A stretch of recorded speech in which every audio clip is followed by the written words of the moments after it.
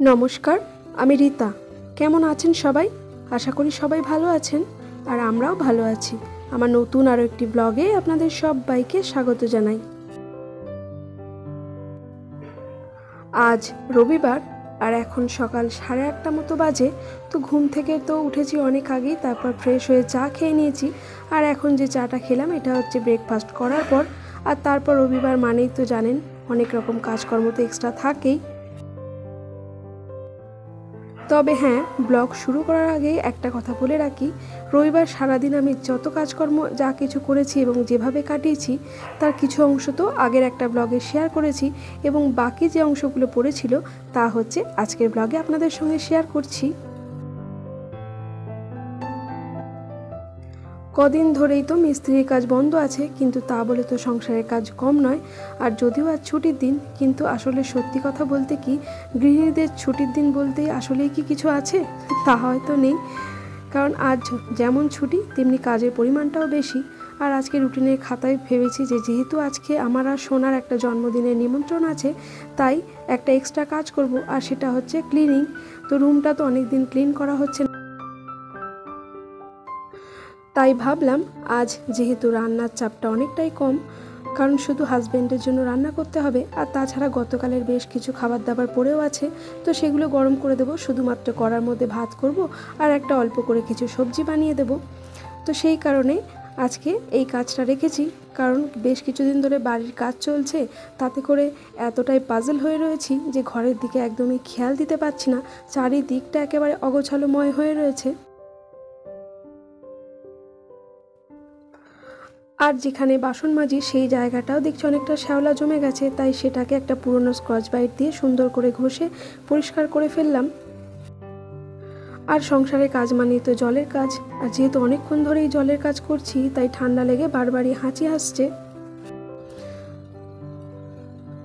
আর এই তো আপনাদের সঙ্গে কথায় কথায় জামা কাপড়গুলো আমি কেচে নিয়েছি। তবে সব জামা কাপড় আজকে কেচে উঠতে পারিনি, কারণ ভেবেছি এই কাজটা করার পর তো ক্লিনিংয়ের কাজটা করব। আর তারপরে মোটরের কানেকশান খোলা, তাই কল পাম্প করে করে এত জল বয়ে কাচাটা আমার পক্ষে একটু অসুবিধে, যেহেতু আমার বাঁ হাতটা একটু প্রবলেম আছে। তো যেটুকু না করলে নয়, এখানে সোনার জামা কাপড়গুলি বেশি ধুয়ে দিয়েছি, কারণ সোমবার থেকে তো তার আবার স্কুল শুরু হয়ে যাবে। আর তার সঙ্গে হাজব্যান্ডেরও কিছু জামা কাপড় ধুয়ে দিয়েছি। তো সাদা জামা কাপড়গুলোতে একটু নীল তো না দিলে নয়, তাই জন্য একটু নীল দিয়েছি, আর এইভাবে হ্যাঙ্গারে করে দিয়ে দিলাম, কারণ বেলাটা তো অনেকটাই হয়ে গেছে, তারপরে রোদের জোরটাও সেভাবে নেই। তাই এই কাপড়গুলো যেহেতু হালকা পাতলা, তো তাতে সহজেই শুকিয়ে যাবে। যেটা শুকোবে না সেটা হচ্ছে উলের পোশাক আর সোনার স্কুলের প্যান্টটা। তো যাই হোক, যতটা শুকোয় ততটাই ভালো। আর এই সমস্ত কাজগুলি সারতে সারতে বেলা অনেকটাই হয়ে গেছে। তারপরে ক্লিনিংয়ের কাজটা এখনও শুরু করিনি, রান্নাটা করে নিয়ে ভাবছি সেটা ধরবো। আর এই তো হাজব্যান্ডের জন্য একদিকে ভাত বসিয়ে দিলাম, আর এদিকে ফুলকপি আর আলুটা একটু চচ্চড়ি মতো করে নেব। আর গতকালের মাছ, ডাল, শাক অনেক কিছুই পড়ে আছে, তো সেগুলো দিয়ে হাজব্যান্ডের হয়ে যাবে। একটু পাঁচফোড়ন দিয়ে দিলাম, তেলটা গরম হয়ে গেলে আর এর মধ্যে ছোট ছোট করে কেটে রাখা ফুলকপি এবং আলুটা দিয়ে একটু ভাজা ভাজা করে নেব। ব্যাস, তাহলেই হয়ে যাবে। আর সকাল থেকেই হাজব্যান্ডের আজকে প্রচণ্ড ব্যস্ততায় কাটছে। একেবারে খুব সকালে উঠে শুধুমাত্র এক গ্লাস জল খেয়ে বেরিয়ে গিয়েছিল, চাটা পর্যন্ত খাওয়ার সময় পায়নি। এক ফাঁকে এসেছিল, তো তখন একটু ব্রেকফাস্ট করে গেছে।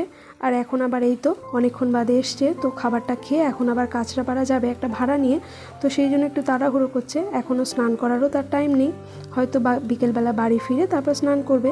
আর এই তো আমার কাজ মোটামুটি হয়ে এতক্ষণে আমি কিন্তু আমার ক্লিনিংয়ের কাজটা কমপ্লিট করে নিয়েছি। আর এই তো সোনা স্নান করে আসার পর তাকে রেডি করে দিয়েছি, এবং তার হাতে ছোট বাচ্চাটির জন্য একটা গিফট আর চকলেট দিয়ে পাঠিয়ে দিলাম। বললাম আমি রেডি হয়ে একটু পরে আসছি। তো আমি স্নান সেরে পুজোও দিয়ে নিয়েছি, আর এই তো রেডি হয়ে গেছি। চলুন তাহলে আপনাদেরও আমার সাথে সেই জন্মদিন বাড়িতে নিয়ে যাই। তো আজকে জন্মদিনের অনুষ্ঠানটা খুবই ঘরোয়াভাবে ভেবেছিলাম বিকেলবেলায় যাব, কিন্তু যে বাচ্চাটির জন্মদিন তাকে তো আপনারা চেনেন, কিন্তু ওর মা ফোন করে বেশ কয়েকবার আমাকে বললো, দিদি বিকেলে আসবে কেন, যখন মিস্ত্রিরা আসবেই না তাহলে তুমি দুপুরবেলাতেই চলে এসো, এখানেই খাওয়া দাওয়া করবে। তো তাই আমি আর না করতে পারলাম না, রাজি হয়ে গেলাম। আর এই তো চলেও এসেছি।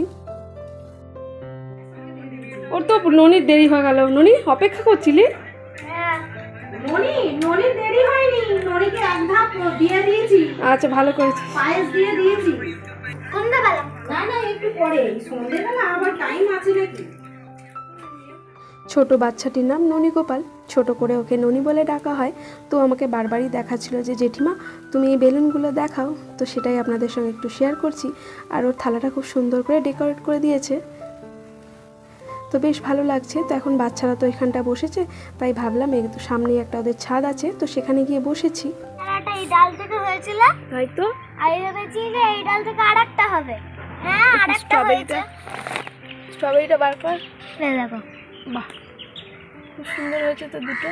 আর এই দেখো এই দিনে কালকে এটা ফুটবে, আর এটা আজকে ফুটে গেছে, এটা এবার ইয়ে হবে তাই তো, স্ট্রবেরি হবে। আর ছোট্ট একটা উচ্ছে হয়েছে তাই তো। কমলা লেবু, কমলা লেবু গাছ, ঠিক আছে কমলা লেবু হোক, তারপরে তুলবো কেমন। ক্যাকটাস, ক্যাকটাস, হ্যাঁ এইগুলো খুব লাগায় আমাকে, ফণিমনসার মতো দেখতে। আর কি দেখাই কি আছে আমাদের কাছে।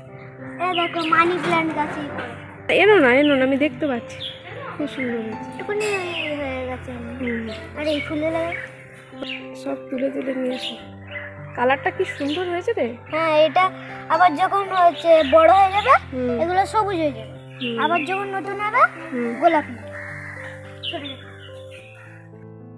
আর ননী এতটাই খুশি হয়েছে, সমস্ত গাছগুলি এনে আমাকে বারে দেখাচ্ছে, খুব ভালো হয়েছে। ব্যাস আর আনতে হবে না, আর আনতে হবে। হ্যাঁ ঠিক আছে, খুব ভালো হয়েছে। এটা হচ্ছে সাদা কণ্ঠফুল গাছ।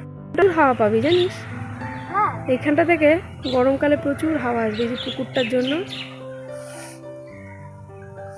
পাথরকুচির দাদু কিনে দিয়েছে। খুব ভালো হয়েছে।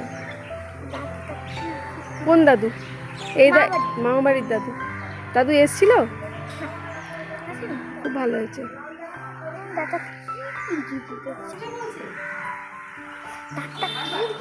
কেন কি করেছিস? সেই জন্য আর এই তো বাচ্চাদের খাওয়ার পর আমরা যারা বাকি ছিলাম তারা সকলেই এখানে এখন খেতে বসে পড়েছি। তো সমস্ত রান্নাগুলো কিন্তু ননীর মা রিপা ও একাই করেছে, তবে ওর বাবাও কিন্তু একটু হেল্প করেছিল। খাওয়া দাওয়ার পর বেশ কিছুটা সময় কিন্তু সকলের সঙ্গে গল্প করে কাটিয়েছি। আর এখন হচ্ছে কেক কাটার পালা, কারণ যেহেতু সকলে আসেনি তাই তখন কেক কাটা হয়নি। আর এখন বিকেল প্রায় 4টে বাজে। আর এই তো এবার হবে কেক কাটিং। তো আমার এক বোনের কমেন্ট এসেছিলো যে না আমি জন্মদিনের ব্লগটা শেয়ার করি, আর এই তো শেয়ার করে দিলাম।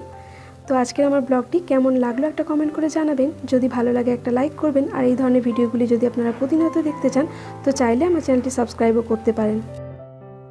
আর যারা তা অলরেডি করে ফেলেছেন তাদের অসংখ্য ধন্যবাদ।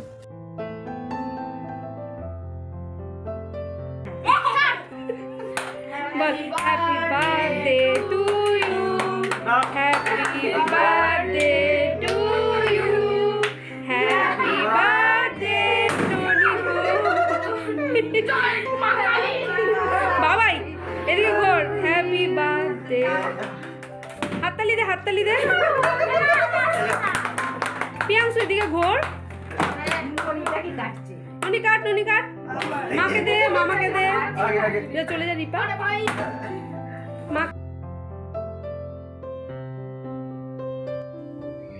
এই শুভ দিনে ওর দীর্ঘায়ু এবং সুস্থতা কামনা করি, এবং আমাদের সঙ্গে সঙ্গে আপনারাও সকলেই ওকে উইশ করুন ও যেন একজন ভালো মানুষ হয়ে উঠতে পারে।